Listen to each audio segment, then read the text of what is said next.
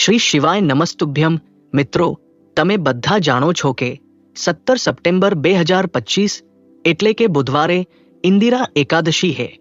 મિત્રો, આ એ તિથિ હે જે ભાદ્રવા મહિનામાં આવે હે અને આ ઇન્દિરા એકાદશીનું વ્રત ખૂબ જ મોટું અને મહત્વનું હોય હે।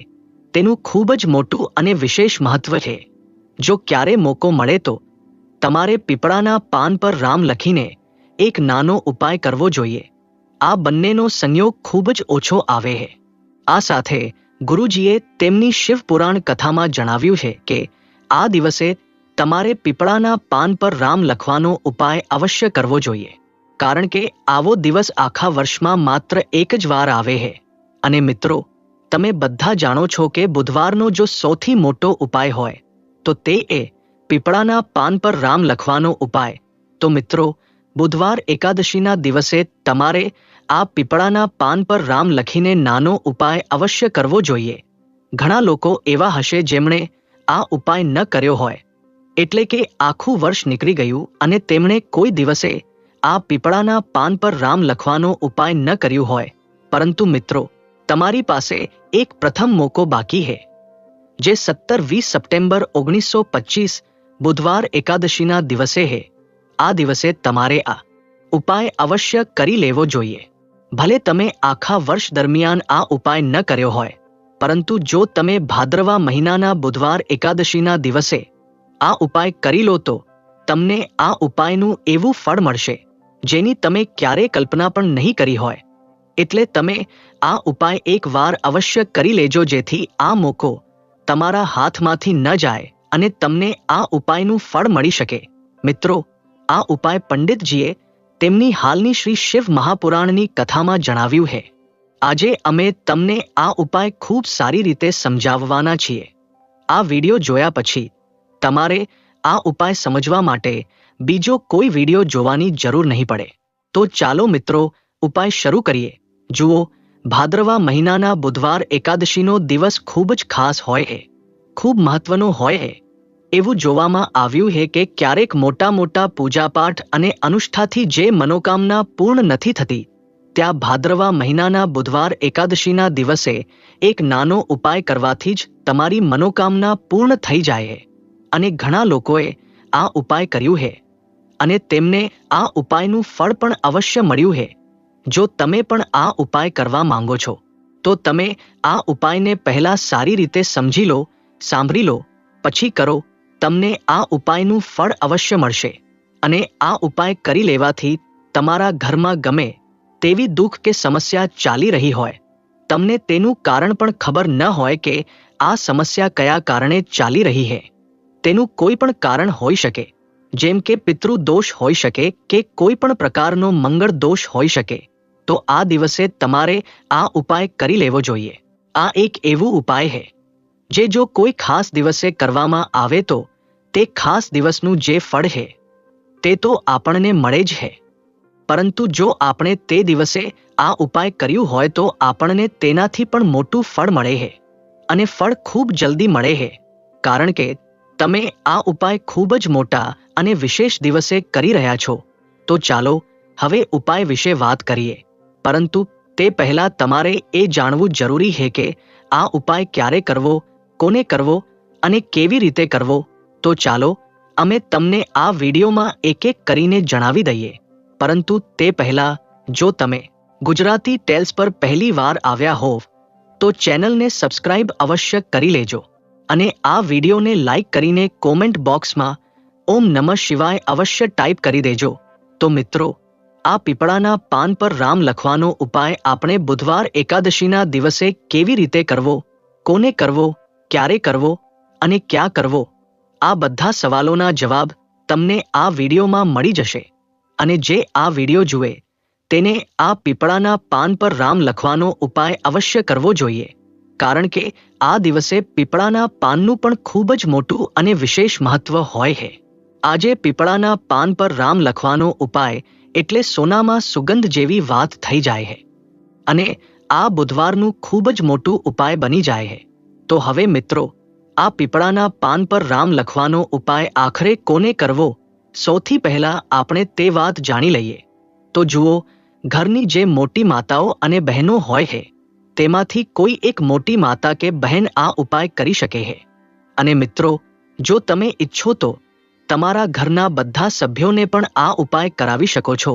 જો કોઈ વ્યક્તિની પોતાની કોઈ મનોકામના હોય, પોતાની કોઈ દુઃખ કે સમસ્યા હોય જે તે પોતાના માટે જ કરવા માંગે છે, આ ઉપાય તો તે પોતે પોતાના માટે પણ કરી શકે છે.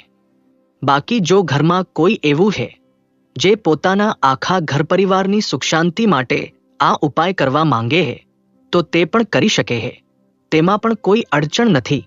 એટલે કે આ ઉપાય દરેક સભ્ય કરી શકે છે અને આખા ઘર પરિવારના સભ્યો માટે ઘરની મોટી માતાઓ કે બહેનોમાંથી કોઈ એક માતા કે બહેન પણ કરી શકે છે. જો ઘરમાં માતાઓ કે બહેનો હાજર ન હોય કે આ ઉપાય ન કરી શકતા હોય, તો ઘરનો કોઈ મોટો સભ્ય પણ આ પીપળાના પાન પર રામ લખવાનો ઉપાય કરી શકે છે. ભલે તે પુરુષ જ હોય, તેમાં કોઈ અડચણ નથી.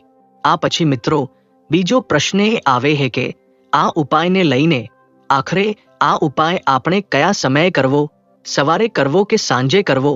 તો જુઓ, આ ઉપાય તમે સવારે પણ કરી શકો છો અને સાંજે પ્રદોષ કાળમાં પણ કરી શકો છો. હવે જો તમે પૂછો કે સૌથી ઉત્તમ સમય કયો રહેશે આ પીપળાના પાન પર રામ લખવાનો ઉપાય કરવાનો, તો અમે તમને ફક્ત એટલું જ કહીશું કે આ ઉપાય તમે સવારે કરશો તો વધુ સારું રહેશે. બાકી જો પ્રદોષ કાળમાં સાંજે કરશો તો પણ સારું રહેશે. તેમાં કોઈ અડચણ નથી. તો હવે મિત્રો, બીજી સૌથી મોટી અને મહત્વની વાત એ આવે છે કે જો સવારે આપણે ઉપાય કરીએ તો કેટલા વાગ્યાથી લઈને કેટલા વાગ્યા સુધીની વચ્ચે કરવો, અને સાંજે પ્રદોષ કાળમાં કરીએ તો કેટલા વાગ્યાથી લઈને કેટલા વાગ્યા સુધીની વચ્ચે કરવો? તો જુઓ, સવારે જેટલું જલ્દી થઈ શકે તેટલું જલ્દી તમે આ ઉપાય કરવાનો પ્રયાસ કરજો. બાકી જો કોઈ કારણસર મોડું થઈ જાઓ, થોડું વિલંબ થઈ જાય, તો સવારે 10 કે 11 વાગ્યા સુધી પણ તમે ઉપાય કરી લેજો, પરંતુ 12 વાગ્યાથી વધુ વિલંબ ન થાય, આ વાતનું ધ્યાન રાખજો. આ પછી મિત્રો, જો સાંજે પ્રદોષ કાળની વાત કરીએ તો પ્રદોષ કાળનો સમય એ સાંજે 6 વાગ્યાથી શરૂ થાય છે. એટલે કે સાંજે 6 વાગ્યાથી 7 વાગ્યા સુધીનો સમય પ્રદોષ કાળનો સમય હોય છે. તો તમે આ ઉપાય 7 કે 8 વાગ્યાની વચ્ચે પણ કરી શકો છો. એટલે કે સાંજે 6 વાગ્યાથી રાત્રે 8 વાગ્યાની વચ્ચે તમે કોઈ પણ સમયે આ ઉપાય કરી શકો છો. તેમાં કોઈ અડચણ નથી. આપણે કોઈ પણ દિવસે પીપળાના પાન પર રામ લખીને એક નાનો ઉપાય કરવાનો છે. એવું સમજો કે જેટલા પણ તમારા શત્રુઓ, વિરોધીઓ, દુશ્મનો છે જે તમને દરેક બાજુથી પરેશાન કરી રહ્યા છે, હવે તે શત્રુઓની અકડ નીકળી જશે. શત્રુનું કરેલું કરાવેલું પણ તરત જ હટી જશે. જ્યારે બુધવારે તમે આ ઉપાય કરશો તો જુઓ, આ વિડિયો ખાસ કરીને તે લોકો માટે છે જેઓ પોતાના જીવનમાં શત્રુઓ અને દુશ્મનોથી ખૂબ જ પરેશાન થઈ ગયા છે. જુઓ, જગત જનની માં જગદંબાનું આપણે બુધવારે પૂજન કરીએ છીએ અને તેમની સાથે જોડાયેલા ઉપાયો કરીએ છીએ. સાથે સાથે તમને જણાવી દઈએ કે બુધવારે સંકટ મોચન હનુમાનજીનું પૂજન કરવાથી અને તેમની સાથે જોડાયેલા કેટલાક ઉપાયો કરવાથી જીવનના મોટામાં મોટા કષ્ટો પણ ક્ષણભરમાં દૂર થઈ જાય છે. પછી ખૂબ જ ઓછા સમયમાં તમારા શત્રુઓ અને વિરોધીઓ તમારા જીવનથી દૂર થઈ જશે. તમારા દુશ્મનો લાખ પ્રયાસ કરે તો પણ તમારો એક વાળ પણ વાંકો નહીં કરી શકે, જો તમે બુધવારે આ નાનો ઉપાય કરી લો. હવે જુઓ, આજનો જે સમય છે એ કલિયુગનો સમય છે અને કલિયુગના એકમાત્ર દેવતા જે પોતાના ભક્તોના જીવનમાંથી બધા કષ્ટો દૂર કરી દે છે તે છે સંકટ મોચન હનુમાનજી. અને સંકટ મોચન હનુમાનજીનું પૂજન જો તમે બુધવારે કરો અને તેમની સાથે જોડાય આ નાનો ઉપાય જો તમે બુધવારે કોઈ પણ દિવસે કરી લો, તો એવું સમજો તમારા જે શત્રુઓ, વિરોધીઓ, દુશ્મનો છે તે કોઈ પણ રીતે તમને પરેશાન કરવાનો પ્રયાસ કરે, તમારો એક વાળ પણ વાંકો નહીં કરી શકે. બીજી વાત, જો તમારા શત્રુએ તમારા પર કોઈ તંત્રમંત્ર કરાવ્યું હોય, કોઈ જાદુટોનો, કોઈ બ્લેક મેજિક તમારા પર કરાવ્યું હોય કે કરાવવાનો પ્રયાસ કરી રહ્યા હોય, તો એવું સમજો કે તે કરેલું કરાવેલું તમારા સુધી પહોંચશે જ નહીં. અને જો તમારા સુધી પહોંચી ગયું હોય તો બ્લેક મેજિક તરત જ હટી જશે. જ્યારે તમે આ નાનો ઉપાય બુધવારે કરશો. જુઓ, ઉપાય સરળ હે, પરંતુ ખૂબ જ મહાદિવ્ય ચમત્કારી હે. એટલે કે ઉપાય કરવામાં ન તો તમારો વધુ સમય જશે, ન તો તેમાં તમારા વધુ પૈસા ખર્ચાશે. અને એવું સમજો કે એકવાર જો તમે આ ઉપાય બુધવારે કરી લો તો તેનો મહાદિવ્ય ચમત્કાર તમે જાતે જ જોઈ લેશો. બુધવારના જે 9 દિવસ હોય હે તે ખૂબ જ સિદ્ધ દિવસ હોય હે. એટલે કે બુધવારના દિવસોમાં 9 માતા રાણી આપણા ઘરોમાં આવે હે, પોતાના ભક્તોના જીવનમાંથી કષ્ટો દૂર કરે હે. સાથે સાથે તમને જણાવી દઈએ કે બુધવારના સમયે જ્યારે પણ તમે સંકટ મોચન હનુમાનજીના ઉપાયો કરો છો તો માં દુર્ગાની તમને અસીમ અને વિશેષ કૃપા મળે હે. માં દુર્ગા તમારાથી ખૂબ જલ્દી પ્રસન્ન થાય હે અને તમારા બધા સંકટો દૂર કરી દે હે. તો પીપળાના પાનમાં અને પીપળાના ઝાડમાં દેવી દેવતાઓનો વાસ હોય હે. પીપળાના ઝાડમાં શ્રી હરિ વિષ્ણુ અને સાક્ષાત માં લક્ષ્મી વાસ કરે હે. પીપળાના ઝાડમાં આપણા પિતૃઓનો વાસ હોય હે. પીપળાનું ઝાડ જે હે તેનું પૂજન કરવાથી શનિદેવની કૃપા અને આશીર્વાદ મળે હે. અને પીપળાનું પાન જે હે તેનું ઉપાય બુધવારે કરવાથી વ્યક્તિના જીવનમાંથી મોટામાં મોટા સંકટો અને કષ્ટો દૂર થઈ જાય હે. જેમાં તમારા શત્રુઓ અને દુશ્મનો જે હે તે સંપૂર્ણ રીતે પરાસ્ત થઈ જશે અને ક્યારેય તમારું કંઈ બગાડી શકશે નહીં. જો તમે આ ઉપાય કરો છો તો જુઓ, આ ઉપાય સ્ત્રીઓ પણ કરી શકે હે, પુરુષો પણ કરી શકે હે. કોઈ પણ દિવસે તમે આ ઉપાય કરી શકો છો, પરંતુ એકાદશીના દિવસે ખાસ કરવો જોઈએ. ખાસ યાદ રાખજો કે બુધવારે એકાદશીના દિવસે તમારે પીપળાનું પાન તોડવાનું નથી. તેના એક દિવસ પહેલા જ તોડીને તમે પીપળાનું પાન લઈ આવજો કે જે પડેલું હોય તે પીપળાનું પાન લઈ લેજો. બસ આ વાતનું તમારે ખાસ ધ્યાન રાખવાનું હે કે બુધવાર એકાદશીના દિવસે પીપળાના ઝાડમાંથી કોઈ પણ પાન આપણે તોડતા નથી, તો તમારે એક પીપળાનું પાન લેવાનું હે અને શુદ્ધ જળથી તેને સાફ કરી લેવું. જો પીપળાના પાન પર કંઈ હોય તો તે દૂર થઈ જાય પછી ગંગાજળનો થોડો છાંટો એટલે કે થોડી હાંટણી તમારે આ પીપળાના પાન પર કરવાની હે અને આ પીપળાના પાનને પછી કપડાથી લૂહીને સાફ કરી લેવાનું હે, બિલકુલ સૂકું કરી લેવાનું હે. હવે તમારે થોડું સિંદૂર લેવાનું હે, જે કેસરી સિંદૂર હોય છે, જે આપણે સંકટ મોચન હનુમાનજીને ચઢાવીએ છીએ તે કેસરી સિંદૂર તમારે લેવાનું હે. થોડું જળ નાખીને તેને ભીનું કરી લેવું અને આ જ સિંદૂરથી આ પીપળાના પાન પર તમારે ભગવાન રામનું નામ લખવું હે. હવે કેવી રીતે લખશો? તમે દિવાસળીની તીલી લઈ શકો છો, તેનાથી લખી શકો છો. કોઈ પણ રીતે તમારે ભગવાન રામનું નામ આ પીપળાના પાન પર લખવું હે. લખી લીધું. તમારે ચંદનના તેલનો કે મોરિયા તેલનો દીવો તૈયાર કરવો હે અને એક મીઠાઈ લેવી હે. મીઠાઈમાં તમે બુંદીનો પ્રસાદ લઈ શકો છો, બેસનનો લાડવો લઈ શકો છો અને જો તમે ઇમરતી લઈ લો તો તે વધુ ઉત્તમ હે. જુઓ, ઇમરતીનો જે ભોગ હોય હે તે સંકટ મોચન હનુમાનજીને ખૂબ જ પ્રિય હે. હવે આ બધી વસ્તુઓ લઈને તમારે સંકટ મોચન હનુમાનજીના મંદિરમાં જવું હે. તો જુઓ, સૌથી પહેલા તમારે સંકટ મોચન હનુમાનજીની સામે આ દીવો પ્રગટાવવો હે જે તમે લઈને ગયા છો. ભલે તમે ચંદનના તેલનો દીવો તૈયાર કર્યો હોય કે મોરિયા તેલનો, સૌથી પહેલા દીવો તમે પ્રગટાવશો અને દીવો પ્રગટાવ્યા પછી તમે જે પીપળાનું પાન લઈને ગયા હતા તે પાન તમારે સંકટ મોચન હનુમાનજીને અર્પણ કરવાનું હે, ત્યાં ચઢાવવું હે. અને જે ભોગમાં તમે લઈને ગયા છો, ભલે તમે બેસનના લાડવા લીધા, બુંદીનો પ્રસાદ લીધો કે પછી ઇમરતી, જે કંઈ લીધું હોય તેનો ભોગ લગાવવો હે અને સંકટ મોચન હનુમાનજીને તમારે પ્રાર્થના કરવી હે કે હે જગતનું કલ્યાણ કરનારા સંકટ મોચન હનુમાનજી, સંકટોને હરનારા, મારા જીવનમાંથી શત્રુઓ અને દુશ્મનોને પણ દૂર કરી દો. શત્રુનું કરેલું કરાવેલું તંત્ર મંત્ર બધું જ હટી જાય એવી કૃપા મારા પર કરો. આ રીતે તમારે પ્રાર્થના કરવી હે અને 108 વાર જય શ્રી રામ જય સીતારામ, જય શ્રી રામ જય સીતારામ, જય શ્રી રામ જય સીતારામ, આ રીતે તમારે જયકાર લગાવવો હે. કારણ કે ભગવાન રામનું નામ સંકટ મોચન હનુમાનજીને સૌથી વધુ પ્રિય હે. તો જયકાર લગાવી દેશો અને જુઓ, જો એકવાર હનુમાન ચાલીસા વાંચી શકો તો એકવાર હનુમાન ચાલીસા અવશ્ય વાંચજો. ઠીક હે ને? વધુ વાર નહીં, પરંતુ એકવાર અવશ્ય વાંચજો. જયકાર તો તમારે અવશ્ય લગાવવાનો હે. અને આ નાનો ઉપાય કોઈ પણ સમયે કરી લેજો.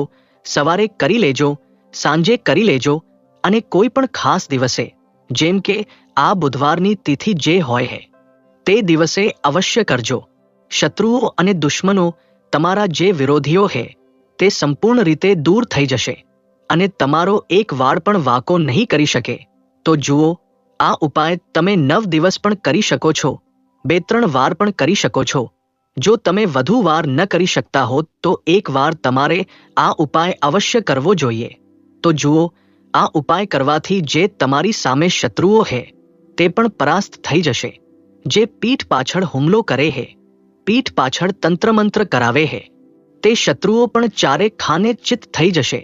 બસ આ ખાસ ઉપાય એ તે અવશ્ય કરજો.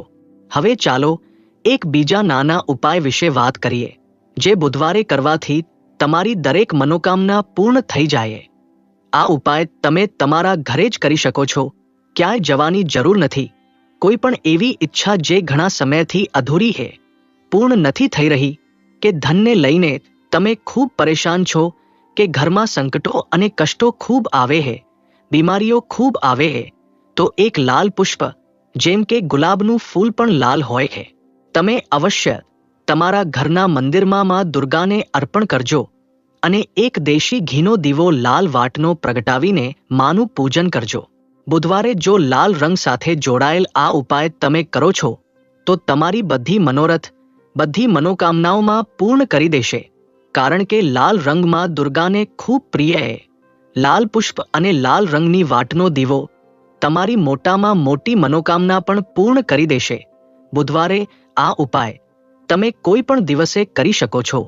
બીજું ઉપાય, હળદરવાળું પાણી તમારે તમારા ઘરમાં કયા સ્થળે નાખવું છે અને ઉપાય કેવી રીતે કરવો અને કેવી રીતે આ હળદરવાળું પાણી ભાદ્રવા મહિનાના બુધવાર એકાદશીના દિવસે તમે તમારા ઘરમાં છાંટો છો, ઉપાય કરો છો, તો માં લક્ષ્મી તમારાથી પ્રસન્ન થઈને તમારી પાસે આવે છે અને શ્રી હરિ વિષ્ણુ સાથે આવે છે. તમારા ઘરમાં સ્થિર લક્ષ્મીનો વાસ થાય છે. એટલે કે પછી ક્યારેય માં લક્ષ્મી તમારું ઘર છોડીને જતી નથી. જે લોકો કહે છે કે અમારા ઘરમાં ધન તો આવે છે પરંતુ ચાલ્યું જાય છે, ફાલતુ ખર્ચ ખૂબ થાય છે, ધન ઘરમાં આવે છે પરંતુ તિજોરી ક્યારે ધનથી ભરેલી રહેતી નથી, ખાલી થઈ જાય છે. તો એવા લોકો હોય છે જેમના જીવનમાં આ સમસ્યા હોય છે કે અમારા ઘરમાં સ્થિર લક્ષ્મીનો વાસ નથી. જુઓ, આપણે બધા ઈચ્છીએ છીએ કે માં લક્ષ્મી અને શ્રી હરિ વિષ્ણુ હંમેશા આપણા ઘરમાં રહે, તેમનો આશીર્વાદ રહે અને આપણે આપણા જીવનના જેટલા દુઃખો છે તેનો સામનો ખૂબ સરળતાથી કરી શકીએ. જુઓ, જ્યારે વ્યક્તિ પાસે પૈસા નથી હોતા તો તેના જીવનમાં ઘણા બધા દુઃખો અને કષ્ટો આવે છે. તેનો સામનો પણ તે કરી શકતો નથી. અને જ્યારે તેનું આર્થિક પાસું મજબૂત હોય છે તો જીવનમાં જે સમસ્યાઓ આવે છે તે નાની લાગે છે. પરંતુ જો પૈસા ન હોય તો નાની નાની સમસ્યાઓ અને નાની નાની વસ્તુઓ જે આપણા જીવનમાં આવે છે તે પણ ખૂબ મોટી લાગવા લાગે છે. તો તમારે શું કરવું? તમારે અહીં ગંગાજળ લેવાનું છે. તો જુઓ, સૌથી પહેલા તમારે તમારા આખા ઘરમાં ગંગાજળનો છાંટો નાખવાનો છે. ઠીક છે ને? ગંગાજળ તમારા ઘરમાંથી જેટલી પણ નકારાત્મક ઉર્જા હોય છે તેને બહાર કરી દે છે. ઠીક છે ને? જ્યારે તમે ગંગાજળનો છાંટો નાખો છો ત્યારે પછી કોઈ પૂજાપાઠ કરો, કોઈ ઉપાય કરો, તે સંપૂર્ણ રીતે સફળ થાય છે. કારણ કે તમારા ઘરમાં સકારાત્મક ઉર્જા આવી જાય. ઠીક છે ને? તો આટલું કર્યા પછી તમારે શું કરવું? એક લોટામાં કે એક વાટકીમાં, કોઈ પણ વસ્તુમાં તમારે તમારા ઘરનું શુદ્ધ જળ લેવાનું છે. તે પછી તેમાં પીસેલી હળદર નાખવાની છે. જ્યારે તમે હળદર નાખો તે સમયે તમારે શ્રી હરિ વિષ્ણુનું ધ્યાન કરવાનું છે. શ્રી હરિ વિષ્ણુને પ્રાર્થના કરવી છે કે મારા ઘરમાં ધન વધે અને મારા ઘરની જે સુખ સમૃદ્ધિ છે તેમાં ક્યારેય ઉણપ ન આવે. ઠીક છે ને? જ્યારે તમે જળમાં હળદર નાખી લો તે પછી તમારે તુલસીનું એક પાન લેવાનું છે. તુલસીનું પાન પહેલેથી જ તોડી લેજો. બુધવાર એકાદશીના દિવસે ભૂલથી પણ તમે તુલસીનું પાન ન તોડવું. તે દિવસે નહીં તોડો. તેના પહેલાં જ તુલસીનું પાન તોડીને રાખી લેજો. જો તમારા ઘરમાં તુલસીનો છોડ આ સમયે સુકાઈ ગયો હોય, ન હોય તો જ્યાંથી પણ તમને તુલસીનું એક પાન મળે તે લઈ આવજો. આ તુલસીના પાનથી તમારે તમારા આખા ઘરમાં આ હળદરવાળા જળનો છાંટો નાખવાનો છે. સૌથી પહેલાં ઘરના મંદિરમાં નાખશો, ઠીક છે ને? પછી જેટલા રૂમ છે, ખંડ છે, ત્યાં નાખશો. ઘરના મુખ્ય દ્વાર પર નાખશો. આ રીતે જ્યારે તમે ઉપાય કરો છો તો તમારા ઘરમાં ક્યારે ધનની ઉણપ થતી નથી. ધનમાં વૃદ્ધિ થતી જાય અને તમારું ધન હંમેશા વધે છે. જુઓ, જો તુલસીનું પાન તમને ન મળે તો તમે કોઈ પણ નાની પૂજાની ચમચીથી પણ છાંટો નાખી શકો છો. તો જુઓ, જ્યારે પણ તમે બુધવાર એકાદશીના દિવસે તમારા ઘરમાં હળદરવાળા પાણીનો છાંટો નાખો છો તો તેનાથી શ્રી હરિ વિષ્ણુમાં લક્ષ્મી સાથે તમારા ઘરમાં આવે છે અને સ્થિર રૂપે આવે છે. એટલે કે ક્યારે તમારું ઘર છોડીને